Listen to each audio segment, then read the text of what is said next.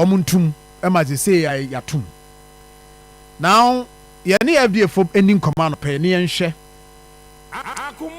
say wo after that because a man no say eno nom de hwe omma eno aho an omudidie na adan na yabetum na omaduane abo omo is omma ko school nkwadai some ko school omba ya dan video no na wo hwe no na no pɛ ma me kwa ama no so na me ne abena ajapoma esima asiama aye chief regulatory officer FDA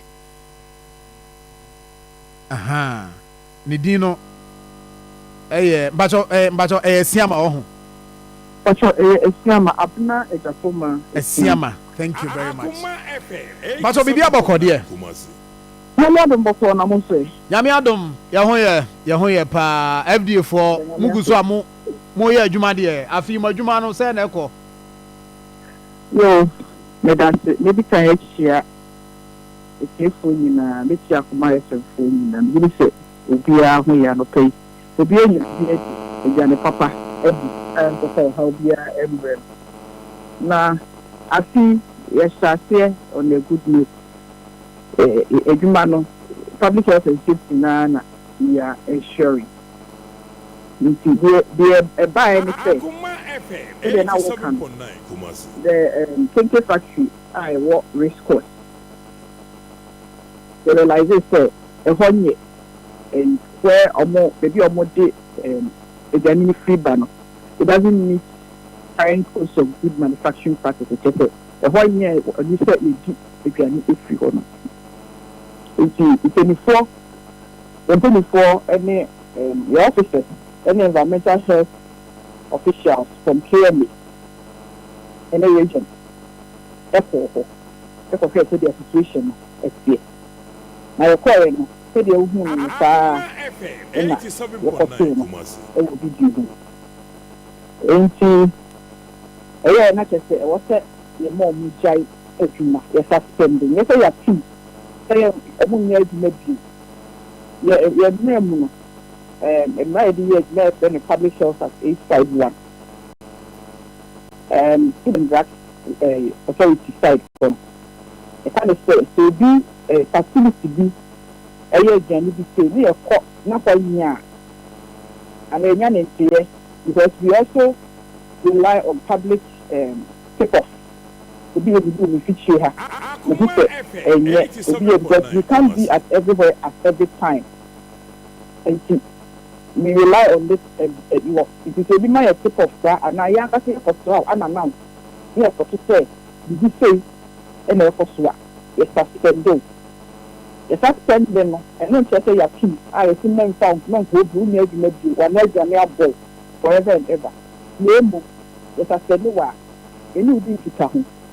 Me, I wow, you are but to standard. And what's that? FDA for the I was able to make me a general people. I am a public, I try my public. Akoma FM 87.9. Now, a very important question is, most of them realize this, say, but yay. Who yes to swatch it. Since when na mo realize FDA mo realize say yo and she say was some didi juma no omo eni so since when according to public health at 851 section 82B it say the authority will monitor these places through the district assembly. Akoma FM 87.9. Yeah, and yet direct supervision. It is a report that we get from Yenyamo Environmental Health Department for Emma, Lady Yejima. And when we demand for our report, the report from these places, then we also take action. But it's not the first time I call you. After I may be a question, but that time, not social media, so it didn't come on social media for everybody to hear. But what for her, after 2 move, anyone can okay, me or more. But you realize, say, any word you man, you need to be clean as you go. ani maintenance so what high fee me entity e come high fee ya mpepa me agane saa and e me koso de koso ye nche share de mo no se ko mu di su a nka enye de koso ye ni and I think you realize okay any part yes eh you can say any the part ba ko na ba koso de bia. And I said this year, the little way no ha. It's very juma. Into nipa na uso ni no. And no one about yes, Anna. It brings down the standard of the place. So, but if that is the case, more as an institution, no, more need power to fine or to whatever sanction and not be at the service. Say more education and any pandemic amoye say the workers more education moye na nipa no just one no nipa no education won fanya hwe nti wo se ye twena so yes nti I want to understand what I say before say ye ba betum no na ya fine wo mo na say ya twe o maso ya twe obi aso wo ho say because they are honest e wo ho apart from operators no there are owners of this area and also of this Kenkey business are ekoso wo ho no they are honest nti FDA for asudie no say beyond the education what are other things am betimi aya am ye dru so I will say again according to the Public Health Act we have conditions and that's anyama on say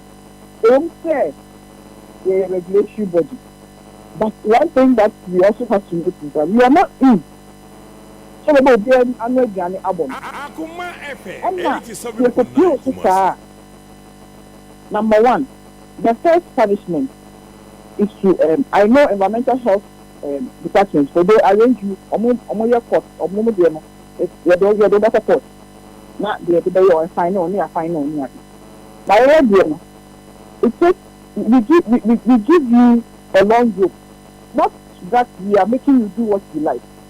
But what we do is we dialogue with you.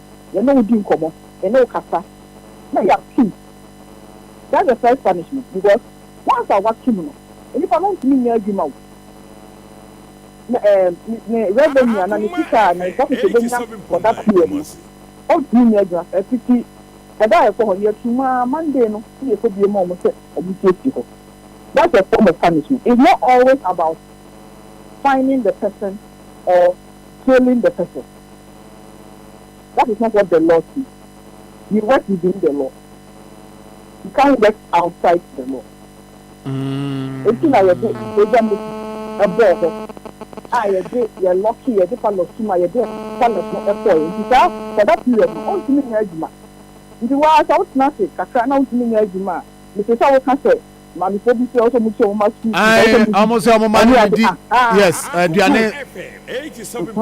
that is a form of punishment. It's not always about fine and answer ordinary cocoa.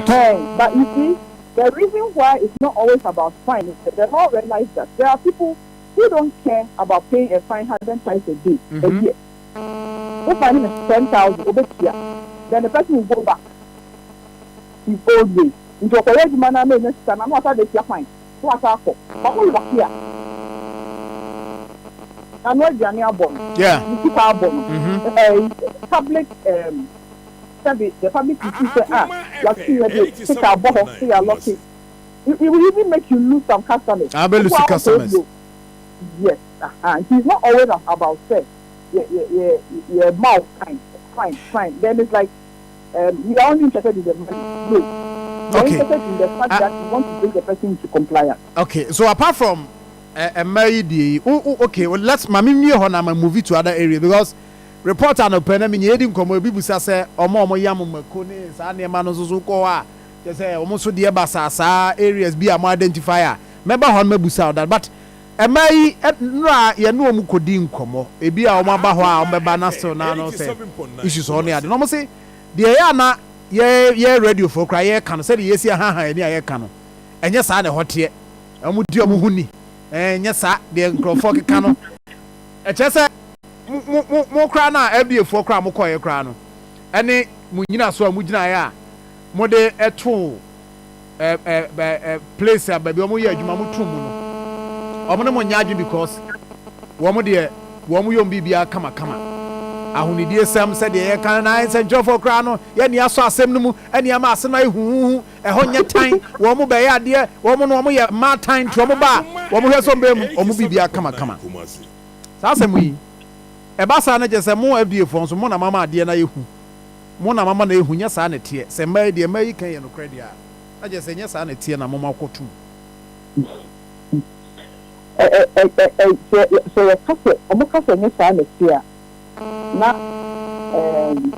the same as the omo transfer but omo need answer you any public no. If you say the videos were there, the pictures were out there, everybody saw. We saw what was going on. Even without going to the facility, they are not possible.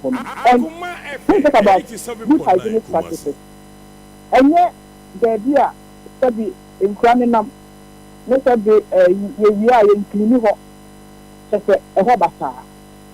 And as long as we know, the man who to continue the cancer hospital, so many people be and we put pressure on public services.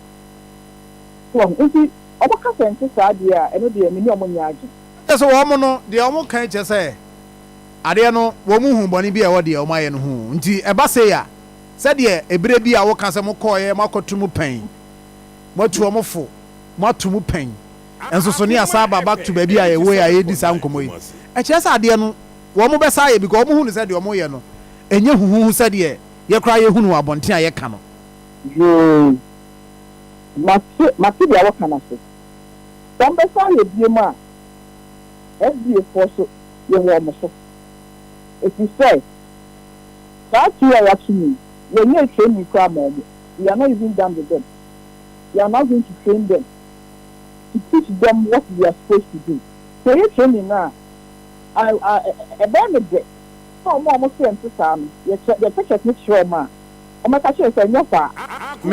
pese wo gyina so na wutie be nya se bia me na me ka na nya no wo de gyina so na tie I'm not saying you are lying ba me pese tie for so wo de tie na tie for so ntie asma me ka no ka kum na ankasa no wo mo anie wo ma asem anie enye wo mo manum Mr. Kenkey ana me sha me ma aba betimi na ma ba akonya asem so no na de shampola SSO university fo nti aba ye slap and say strana na da roma ono mo kasa mo bi ma ye ma chi me ba ba yam Kenkey me dua me yesi atum me lo fe nyina ye me ka me ma no so na me de hwe me ma school eti me sro mo so me bi ma na me nya adwuma nya na me fa hwe me ma yo so ga na me se na se ati na mama se ati efo se de kono na e ton na ni ni apro de kono na mpro ye hwani ahyehyehe and so ana ye mama se ati miti asem bi abonten a no mu di gu adwuma ni ma se sanse adwuma no so ye ne na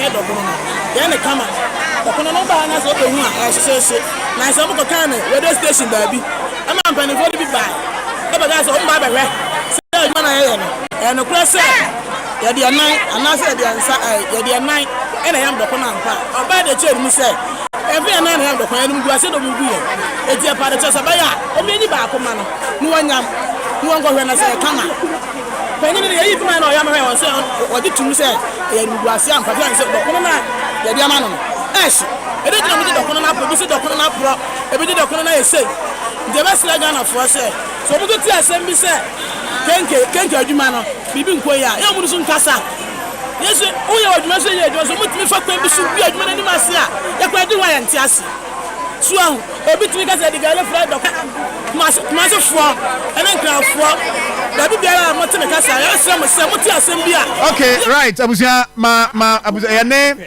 the regional chief regulatory officer for FDA Adehye Poma Asiama ana yedi nkoma no pay na me pese e ma no de ma no ka no no otibie na ono ana sumu a wote na fei wo mo ye in fact omo krase ebi akoka se dokon no a wo mo esane efri na haba mu yam no kra no ebi apro ne ade sa ne ma no so mo kwa mo hwe mo hwe dokon na nkasa ye hwane ansa ne de kogu afidini no me for sure so you inspection It's going to be sourcing of raw materials, only inspection of raw materials. It is about her. Why you say even a group. The details say, in the rules and say, can't you find a minute fee? A bar, a then I'm checking. And he found out the good. As you say, half of our materials in the bar, I want to remember beer in the baby. It is said they sell a the corner. Everywhere. That's also by Yama. We are not a man, no man. One say, yeah, the milk and sugar is good. Yes, I be taking crack here. And I won't say, last time tonight, and Canada, and won't say. But I'm not going to catch them in Yanoma, and my mom, the two of you can say 87.9 Kumasi. Dano, a year in idea.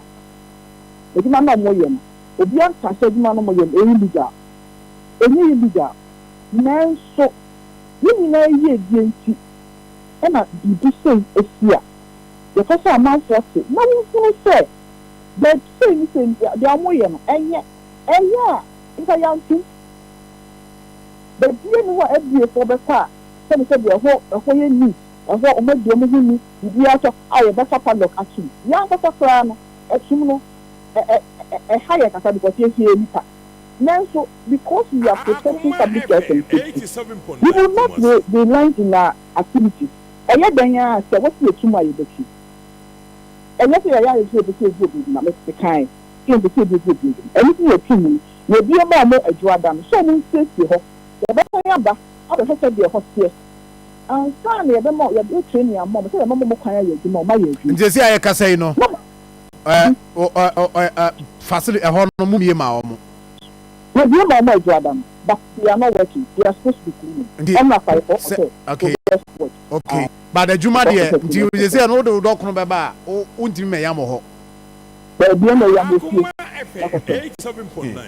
Now, Obiswatch, I imagine see race cross say Bomodi Yam, Omo Yam Kobine. How's the Sumako? No time. And your race cross is 1 year Yam. The baby didn't less. Okay. Yes. Ha, Omo Yam bro. They told Neko. Omina ye no mudin kita ho now say agedi wo ho a ya ye access enti aye the first na me pese your term community Akoma FM 87.9 it took a lot of education for people to really understand say if you any company e be say issue any cool obi wo ya ye bia ono ma no na wo so akono na wo so akọ contract bi enti Some of these industries, when you get them, you talk to them. Gradual, even bakeries, gradual, years ago, I thought you were good at the year. You could bake your own set. You cannot find an oven, come on, a whole machine, a summon size, and you know, we didn't come home. And we are at the public outside, and everybody. But how they are inclusive, Ibia on. There be inclusive here. Your face to cry for massive. So why we? I say they associate that for my a tough and more equal. Not, but more some team now, Modu more meaning say more from the surveillance who said there. Modu more year Jumawa Hano, more rely on assemblies, no dear. And I say more every day for an Ankasamu war, a separate team, Modu more year Juma. No mo ye adwuma separate from assembly ni de no ebi say be assembly no koye adwuma environmental health department e koye adwuma bi a directly no mo base on mo report and mo take action and am wankasa mo team a ebra no mo fa krom e say ade bi e wo krom bia no e good for consumption. Okay, so FDA your patients no you don't need surveillance no and enforcement school. Always they are outside. But as I said, we cannot be at everywhere at every time. And according to the law, in some of these areas, we are supposed to monitor through the district assembly. And our contacts in the district assembly are the environmental health officers. For these hygiene areas are hygiene, it's customer. Okay. And environmental for the you know more. While they are doing this, yes, you could be a far or more man, near Aboma, also could be a fire crema, yes, Aboma. Who comes to me as the man? You need to depend on each other. It's a surveillance and they I'm not sure you're more. When they have an issue and it's borders on our issue, they call us. When we also have an issue and we need to call them, we call them. And it's a collaborated approach. I'm saying, come on, I also say, Kawufia, because messages are Bahano. Senkawa, oh, yes, I'm telling you. Issues are also papa. I'm for one simple kruma pa na messages are personal messages. I mean, I won't come out yedi home. And the man for person can be busano. Sure say and can in your bear 1 hour and uncabe boami timedi and community. Tim no be kasana ya working on it na. Ya share na waba studio na ye din komo. That I think that one will help you discussion. Let me your office line. Your mobile phone line. If they need to call and find out anything, they can call and find out. And you can also talk to Gerald. I Gerald, yes, but also Baba. Oh no, where they are. Also, do be fear. The Gerald, the phone so no. Office line in there no. Ebi a nipa ba could be na afre, but you nipa be 100 or more the same question. Juba na you didn't come on na. You busa question about why 7 about 100 people are no more same concern. Nti na mpese Uber studio na edi sa come so. Let us show you. All right. Okay. Thank you very much. You're most welcome. Have a nice day. Have a nice day. Bye bye. Madam Abena Japoma Siama. On a chief